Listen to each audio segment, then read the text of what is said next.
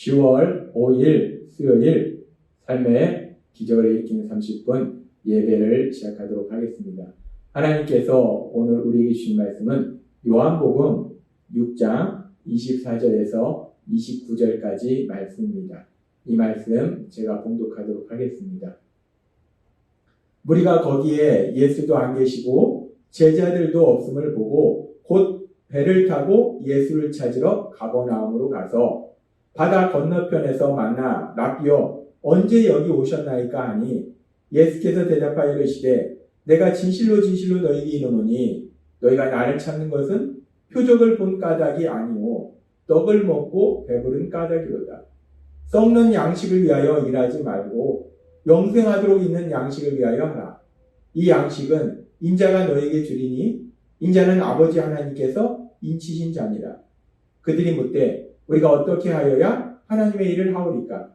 예수께서 대답하여 이르시되 하나님께서 보내신 이를 믿는 것이 하나님의 일이니라 하시니. 아멘. 오늘 이 시간 하나님께서 우리에게 주신 말씀을 듣기 전에 잠시 기도하는 시간 갖도록 하겠습니다. 하나님 아버지 감사합니다. 오늘도 연약한 저희를 사랑하셔서 저희를 만나주시고 저희에게 말씀하여 주시니 감사합니다.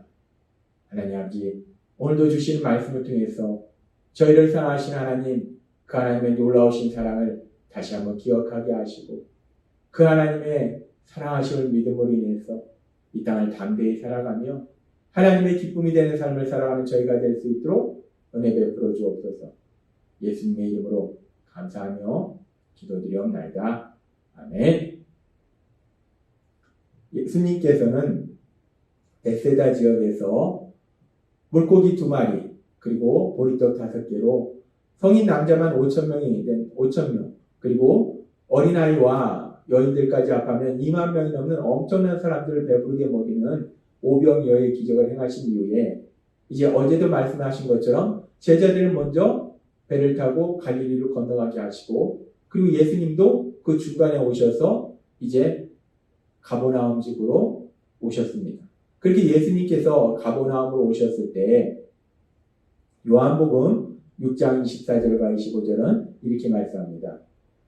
무리가 거기에 예수도 안 계시고 제자들도 없음을 보고 곧 배들을 타고 예수를 찾으러 가버나움으로 가서 여기서 말씀하는 무리는 누구냐면 예수님께서 행하신 오병이어의 기적을 체험한 사람들이에요. 이 사람들이 오병이어의 기적을 체험한 이후에 예수님을 찾으니까 예수님이 거기 없는 거예요. 그래서 배를 타고 바다 건너편으로 가셨나? 하고 이 사람들도 배를 타고 바다 건너 가버나움으로 찾아온 거예요. 그래서 6장 25절은 말씀합니다. 바다 건너편에서 즉 바다 건너 가버나움에서 만나 라비여 언제 여기 오셨나이까 하니 이들이 예수님을 열심히 찾아다녀서 다시 바다 건너편 가버나움으로 왔더니 예수님을 만난 거예요. 그래서 이들이 예수님한테 말씀드리는 겁니다. 라비여 언제 여기 오셨나이까? 라고 이들이 예수님께 말씀드립니다. 그렇게 이들이 예수님께 말씀드렸을 때 그들을 향해서 예수님께서는 이렇게 말씀하십니다. 요한복음 6장 26절 말씀. 예수께서 대답하여 이르시되 내가 진실로 진실로 너희에게 이르노니 너희가 나를 찾는 것은 표적을 본 까닭이 아니오 떡을 먹고 배부른 까닭이로다 라고 말씀합니다. 예수님께서는 그렇게 자신을 열심히 찾아서 바다를 건너서 찾아온 그 사람들을 향해서 말씀할 때 너희가 나를 찾는 까닭은 표적을 본 까닭이 아니다 라고 말씀합니다. 표적을 본 까닭이 아니다 라는 말씀은 예수님께서 행하시는 그 기적을 통해서 예수님이 하나님이심을 메시아이심을 깨닫고 예수님을 하나님으로 메시아로 믿은 것이 아니라는 거예요. 그렇게 예수님을 메시아로 하나님을 믿은 것이 아니라 예수님이 행하신 오병이어의 기적을 통해서 단순히 그 떡을 통해서 배부름을 체험했기 때문에 예수님이 행하신 그 놀라운 기적을 통해서 현실의 필요가 채워지는 그 놀라운 기적을 체험했기 때문에 그래서 너희가 온 것이다 라고 예수님은 그들 향해서 말씀하는 겁니다. 그러면서 예수님께서는 계속해서 이렇게 말씀하십니다. 요한복음 6장 27절 말씀. 썩는 양식을 위하여 일하지 말고 영생하도록 있는 양식을 위하여 하라. 이 양식은 인자가 너에게 주리니 인자는 아버지 하나님께서 인치신 자니라 라고 말씀합니다. 자신들의 삶의 필요, 그 필요를 채우기 위해서, 그 문제를 해결하기 위해서 예수님을 열심히 찾아온 그들을 향해서 예수님은 말씀할 때 그들을 불쌍히 여기시고 그들을 사랑하시기 때문에 예수님이 이렇게 말씀하신 거예요.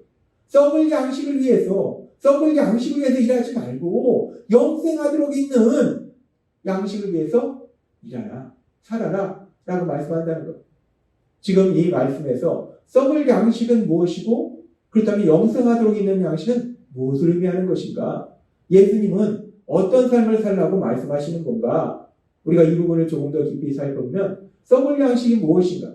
이 썩을 양식이 무엇인가는 우리가 성경의 다른 부분의 말씀, 하나님께서 요한사도를 통해서 주신 요한일서 2장 16절과 17절의 말씀을 통해서 우리가 알 수 있습니다. 요한일서 2장 16절과 17절은 이렇게 말씀합니다. 이는 세상에 있는 모든 것이 육신의 정욕과 안목의 정욕과 이생의 사랑이니 다 아버지께로부터 온 것이 아니요 세상으로부터 온 것이라. 이 세상도 그 정욕도 지나가되 오직 하나님의 뜻을 행하는 자는 영원히 거하느니라. 세상에 있는 모든 것들, 지금 이 말씀처럼 육신의 정욕, 안목의 정욕, 이생의 자랑은 모두 지나간다는 거예요. 사라진다는 겁니다. 없어진다는 거예요. 썩어 없어진다는 거예요. 지금 썩어질 것들이라는 것은 바로 이런 것들을 의미해요. 세상의 것들, 우리가 먹고 살기에 필요한 것들, 사람들이 추구하는, 세상에서 추구하는 권력, 명예, 지식, 이 모든 것은 사라진다는 겁니다. 썩어 없어진다는 거예요. 이런 세상의 것들을 위해서 살지 말라는 거예요. 근데 세상 사람은 어떻게 삽니까? 이런 썩어질 것들을 위해서 산다는 거예요.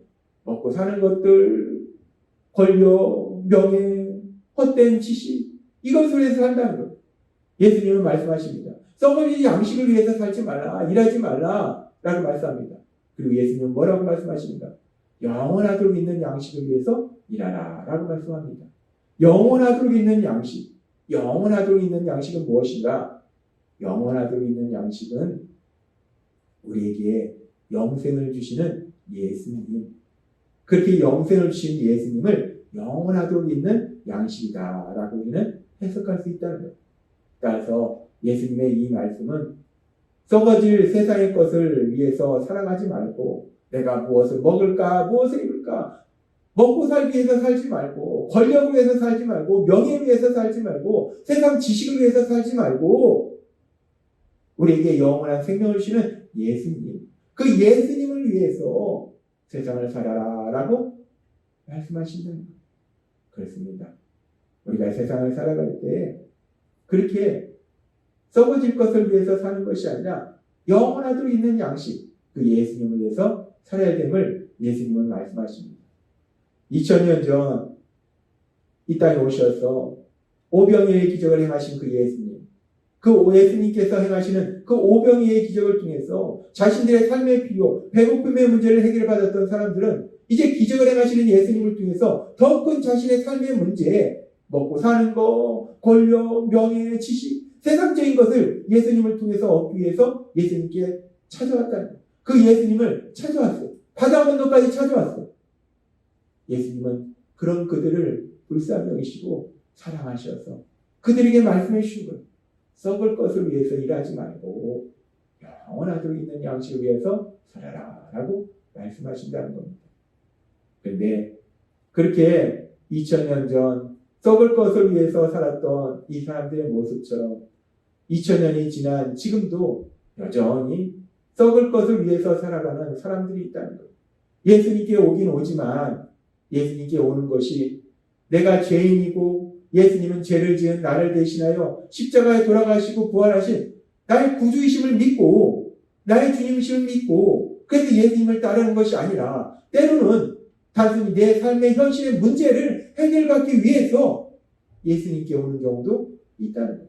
물론 그런 경우로 그런 이유로 왔다가도 결국은 어느 순간 말씀을 통해서 예수님이 구주이시며 주님이심을 믿고 영원히 있는 양식을 해서 살면 좋은데 계속해서 현실의 문제만을 해결받기를 원하는 사람들이 있다는 거예요.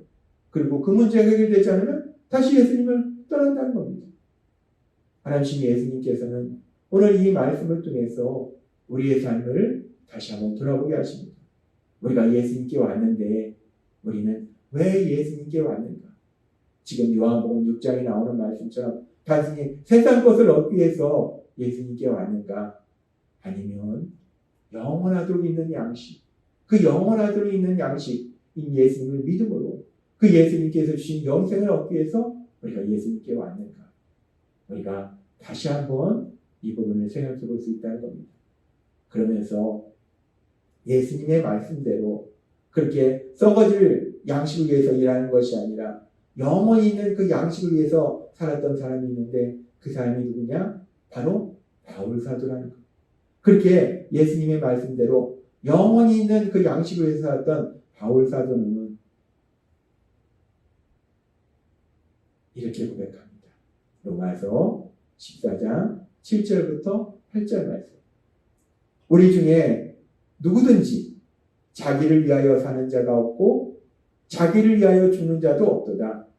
우리가 살아도 주를 위하여 살고 죽어도 주를 위하여 죽나니 그러므로 사나 죽으나 우리가 주의 것입니다. 아멘. 바울 사도는 요한복음 6장 27절에서 예수님께서 하신 말씀처럼 썩는 양식을 위하여 일하지 말고 영생하도록 있는 양식을 위하여 하라 라는 이 말씀처럼 썩는 양식을 위하여 일한 것이 아니라 영원하도록 있는 그 양식을 위해서 일했어요. 그래서 바울 사도는 지금 고백하는 거예요. 우리가 살아도 주를 위해서 살고 죽어도 주를 위해서 죽고 우리는 사나 죽으나 주의 것이로다 라고 바울 사도는 고백하더라는 거예요. 오늘 믿음의 사람 바울 사도의 고백, 이 고백이 오늘 말씀을 듣는 우리 모두의 고백이 되었으면 좋겠습니다. 우리도 그렇게 썩을 양식을 위해서 사는 것이 아니라 영원히 있는 그 양식을 위해서 삶을 인해서 바울 사도가 고백한 것처럼 내가 살아도 주를 위해서 살고 내가 죽어도 주를 위해서 죽고 사나 죽으나 나는 주의 것이다 라고 고백할 수 있는 우리 모두가 되었으면 좋겠습니다.